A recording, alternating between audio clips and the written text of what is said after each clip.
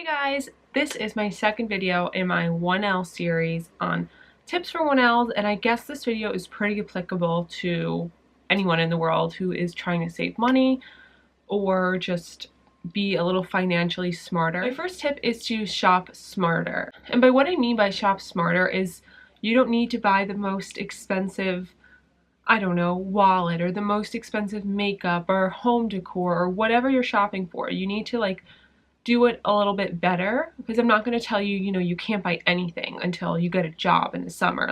That's just not really plausible. It's probably not going to happen. I mean, God bless you if you do that, but probably not going to happen for most people. So an app I recently started using on my computer is ShopTagger, and basically what it is, you just go to their website and you download their little browser button, and then it's like an extension of Safari or Google or whatever you're using, and then when you're online shopping, which is what I like to do, I don't like to leave my house if I don't have to, you can just hit the little button whenever you're on, let's say you're looking at a pair of Nike sneakers. You can hit the little button and save it to a list, and then it will notify you either by email or mobile push notifications when the price has dropped or it's on sale or something like that. And I love that you can use it on Amazon, because you know how Amazon prices kind of always change?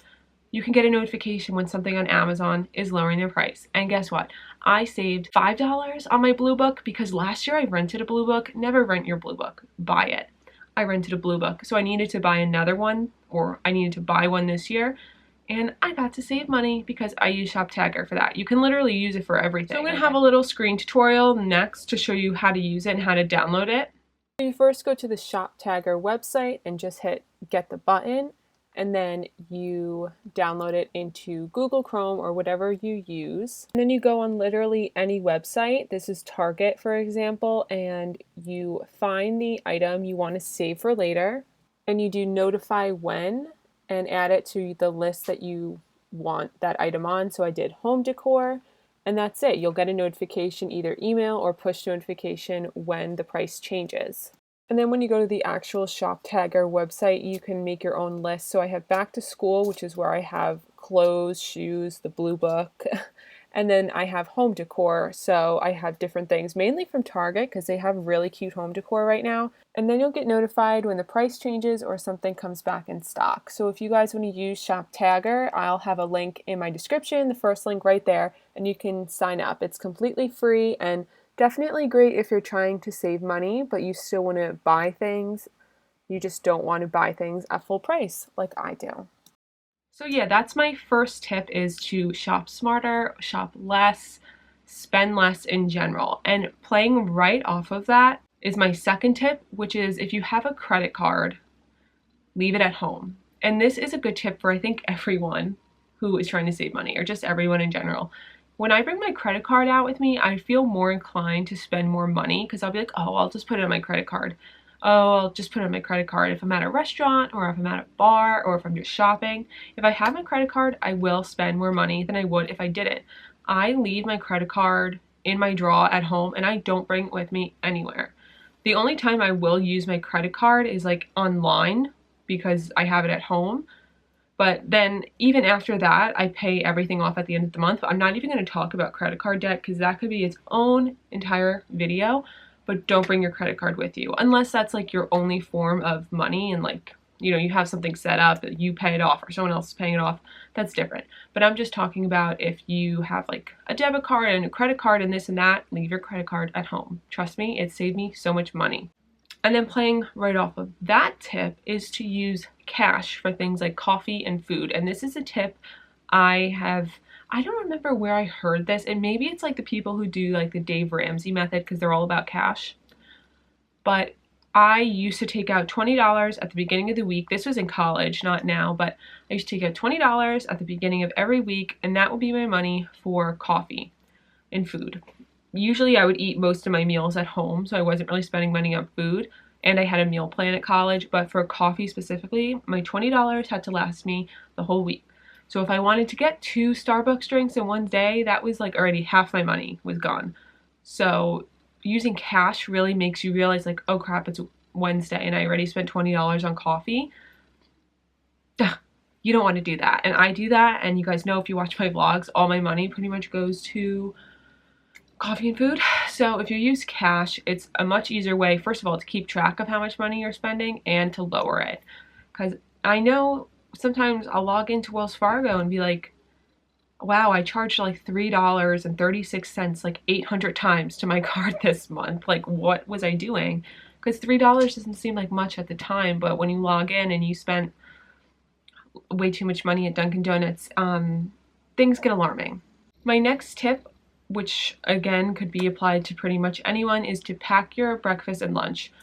Most 1Ls, you'll be spending your entire day at school, and if you're a commuter like I am, you don't go home like in between classes because there's just not enough time, and you're spending more money on gas and all that kind of stuff. Okay, if you feel like the angle changed, that's because it did. I forgot that this tripod was sitting on books before, and I was wondering why so much of the ceiling was showing. It's because the books weren't under the tripod. Packing your breakfast and your lunch will save you so much money. And yeah, you'll be spending a little bit more money up front, like that first week when you're buying all your ingredients or whatever. And in the long run, you'll end up spending less money and you'll probably end up eating healthier. I know my law school has like the most amazing cafeteria ever. Like the food is just so good, which I totally wasn't expecting. First like month or so, I spent so much money at that cafeteria buying breakfast and lunch every single day. I just couldn't stop because it was so good. But eventually I brought my lunch every day, and then by the end of the semester I bought breakfast and lunch every single day, and I saved so much money that way. And if that's not like feasible for you, what I recommend doing is most law schools will have a meal plan card. Now it's not like college where you like choose the levels of the amount of money you're going to spend, and it's not swipe in, swipe out. You get your meal plan card, or which is probably just your ID card, and you put money on it. Put like, let's say $200 on it, and like that's the amount of money and food you're going to spend for that month, or you know, whatever. And then when you run out, you have to go grocery shopping. Like, don't just keep adding money to that and adding money to that and adding money to that, because you're just going to end up spending so much money, because it almost feels like free money because it's like already out of your bank account. But it's not free money because you did spend that $200. So if I had to eat dinner there, I mean, I probably would buy dinner because I'm not making 3 meals a day. It's just really not going to happen, but you will save money by bringing your food, and you'll probably eat healthier anyways. My last tip is, I guess, kind of dependent on your situation, and it's something I feel pretty strongly about because I've seen a lot of my friends have this issue. Don't, and I feel bad saying don't because it's totally dependent on your situation. My hair is really not in a good place today. Private loans can seem really great at first. Trust me, I get everything in the mail from every bank that's ever existed. I get emails. My Credit Karma is always telling me private loans, low interest rate, like spending money while you're in school. So they'll give you like, I don't know, let's say they give you $5,000. It may seem like a good idea because you have that, you know, $5,000, and now you don't have to worry about money for the next, you know, 4 months of the semester. But once you start accruing interest on $5,000 worth of loans that you probably spent at the bar or on food, not a good feeling to be accruing interest on something that like wasn't worth it. Student loans are different because for most people, myself included, they're 100% necessary, and like I don't have another option. Federal student loans, which are completely different than private loans, and again, that could be a video in itself. I don't even know the full difference. So just don't take the bait of the private loan, because I know that pretty much every law school student and college student gets those letters in the mail to apply for this loan and that loan, so you have spending money, but don't do it. So when it comes to the private loans, only really take those if you need it for like tuition or your housing. Don't take the private loan for spending money. In your first year of law school, my school made us sign a contract that we wouldn't work more than 20 hours a week, and even 20 hours a week, I don't see how you really could unless you had like a job where your boss allows you to work these like random hours, because most likely you won't be working at all during the week because you have class and you have to do your homework. Another thing that a lot of people do is they just, the summer before they start law school, or you know, whatever, the year before they start law school, is save up money and put it in a savings account. And then when you start law school, you can kind of transfer that money month by month or something, like kind of giving yourself a payment from your savings account to your checking account, and that can be your spending money. So you don't have to go into debt on a credit card, you don't have to go into debt on a loan for just money to survive. I hope you guys found this video helpful. I feel like a lot of these tips are self-explanatory, but maybe they're not. Especially if you're younger, you probably have never thought about a lot of these things, but it was definitely a new experience for me to not be working. I've worked since I was 16 and always had my own spending money since then.